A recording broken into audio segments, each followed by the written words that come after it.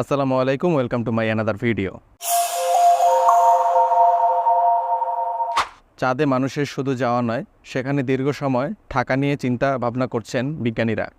তবে চাঁদের বায়ুমণ্ডল তো পৃথিবীর মতো নয়, সেখানে মানুষের স্বাভাবিক বসবাসের জন্য বিশেষ বন্দোবস্তের প্রয়োজন রয়েছে। কিন্তু চাঁদে যে মানুষ গেলে থাকার ব্যবস্থা চাঁদই করে রেখেছে তা এতদিন জানা ছিল না। এবার সেই থাকার জায়গা দেখা পেলেন বিজ্ঞানীরা।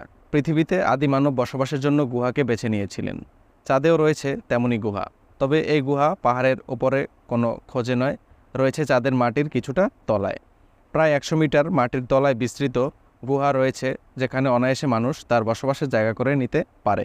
তবে চাঁদের উপরিভাগে আসা বা গুহায় পৌঁছানোর জন্য লিফট জাতীয় কিছু বা দড়ি বেয়ে ওঠানামার দরকার আছে, না হলে সেখানে পৌঁছানো সম্ভব নয়। ইতালির ট্রেন্টো বিশ্ববিদ্যালয়ের 2 গবেষক চাঁদের মারে ট্র্যাঙ্কুইলিটাইটিস নামে জায়গায় এই মাটির তলায় গুহার খোঁজ পান। এই প্রথম চাঁদে কোনো গুহার খোঁজ মিলল। চাঁদেও যে গুহা রয়েছে তা এই প্রথম জানতে পারল মানুষ। বিজ্ঞানীদের ধারণা একটা নয়, এমন শতাধিক গুহা চাঁদের মাটিতে ছড়িয়ে আছে।